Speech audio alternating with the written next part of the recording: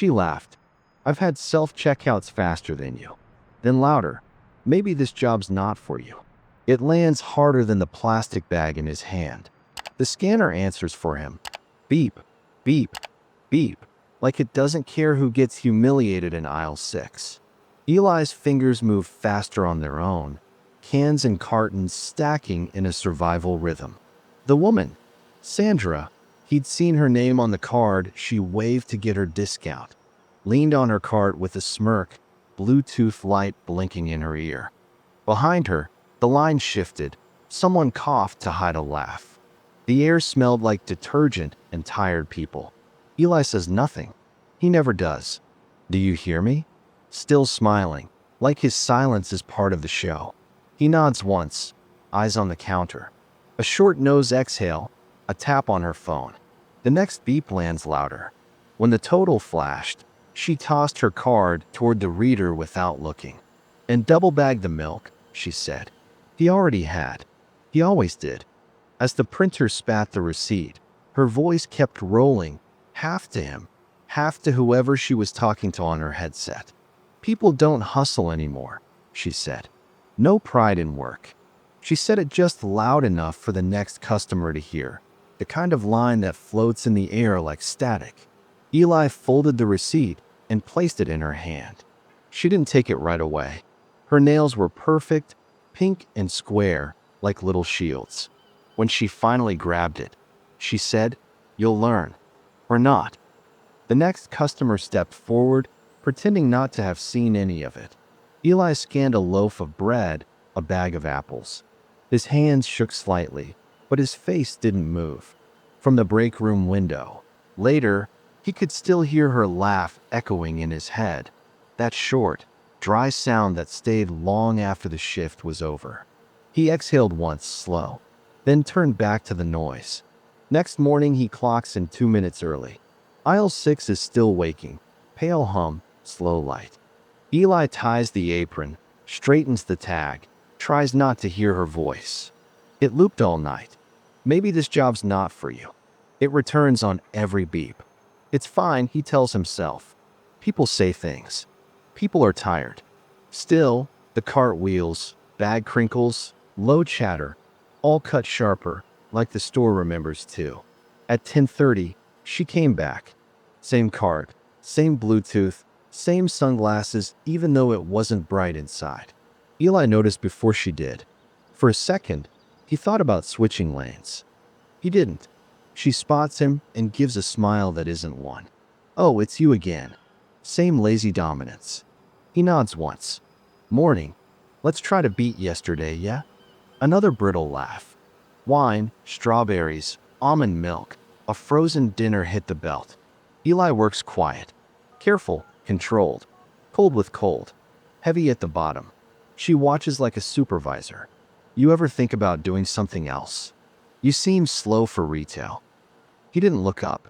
The beep of the scanner filled the space between them. Steady, sharp, too clean. He blinked once, slow. "Guess not," she said. Her phone rang. She answered instantly, voice bright, fake. "Yeah, I'm at the store." "He's still slow," she said, eyes still on him. Something in his chest tightened. Not anger, not fear, just a shift. Like a gear catching. He finished the last item, printed the receipt, and slid it toward her without a word. She didn't notice the look in his eyes when he did it, the absence of apology. Outside, the automatic door side open. The air felt heavier. He pulled off his name tag and slipped it into his pocket. He sees her again that evening. Half-empty lot. Low orange sky that makes every car the same dull gray. She's near the exit, for paper bags about to give. She notices him. No hi, no thanks. Just a wave like store service follows off shift. "Can you?" A chin toward the bags. He hesitates, then takes 2 in each hand. Heavy. Paper cuts his fingers. She walks ahead, already on the phone. Dinner party. People who don't understand urgency. The asphalt still held the day's heat. The only sounds were her heels and the rustle of paper against his palms. They passed a shopping cart left sideways, a soda can rolling in the breeze. He stayed a few steps behind, not rushing. When she said, "Try to keep up," he almost laughed. Almost. Instead, he adjusted his grip and kept moving. The silence between her sentences grew longer. Maybe she felt it too. The edge in the air, the fact that he hadn't said a single word. They reached her car, black SUV, spotless. She fumbled for her keys, still talking into her headset. "Yeah, I've got help," she said. "No, not store staff, just," she didn't finish. Eli set the bags on the ground beside the trunk. He could have waited, could have smiled, made some polite comment like he always did. Instead, he just stood there, breathing through the heat, the smell of milk and fruit rising from the torn seams. Her voice carried over the parking lot, too bright for the dimming light. "Well, open it." He didn't move. For a moment, everything stilled. The air, the sound, even her. Then a car door slammed somewhere across the lot, snapping the quiet in half. She looked at him finally. "You okay?" He said, "Yeah." His tone didn't sound like agreement. She unlocked the car, still talking into the headset. "Hold on," she said, half to the person on the line, half to him. "Put them in the back." Eli didn't move. The paper handles dug into his fingers, soft from sweat. The trunk clicked open. Warm air drifted out, smelling like leather and perfume. She kept talking, laughing at something that wasn't funny. He watches her hand in the paint, a ring catching low sun. She doesn't look at him. A small pace back and forth, like the world is supposed to keep up. "You listening?" she asked suddenly, turning toward him. Her voice had that tone again, the same one from the checkout line. He nodded once. The sound of the parking lot faded. Even the breeze stopped for a second. The handles in his hands started to give. He could feel the weight shifting, cans on one side, milk on the other. The paper strained, whispering. For a second, it felt stable, the kind of fragile balance that fools you into thinking nothing will break. Then he lets go. Not loud, dull thuds, a wet pop as milk hits pavement. Strawberries scatter, bright on black asphalt. A can rolls under her bumper, taps twice, stops. She freezes. The phone slips from her hand and lands by the white puddle. "What are you?" she started, but her voice broke halfway. Eli stood there, breathing slow. The parking lot suddenly felt colder. "You were right," he said quietly. "This job's not for me." Her mouth opened, but no words came out. He turned, walked toward the store.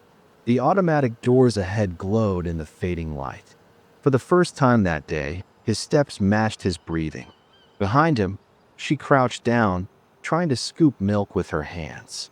Her hair stuck to her face. Someone nearby stopped their cart, staring, then moved on.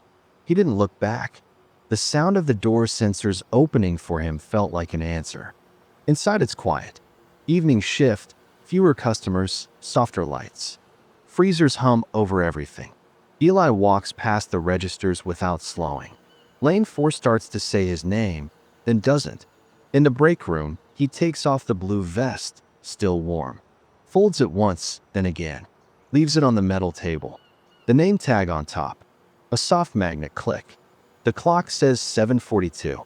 He doesn't check out. Just stands a moment with the soda machine hum and the fluorescent buzz. His hands still smelled faintly of strawberries and paper. When he rubbed his fingers together, they stuck a little from the sugar. He watched them like they belonged to someone else. He thought about how quiet it had been after the bags hit. No yelling, no scene, just that instant when sound turned into silence. Through the window, he sees the lot. White puddles spreading under her car, slow and uneven. She's still there, crouched, saving what can be saved. Red fruit mixes with milk, thin pink lines slipping to the drain. He steps outside. Cooler air. Lamps flick on and hum low. He walks past her without stopping. She doesn't look up. Maybe she hears him, maybe not. Hands move on their own, lifting soggy boxes. Phone face down by the puddle. Eli pauses at the curb.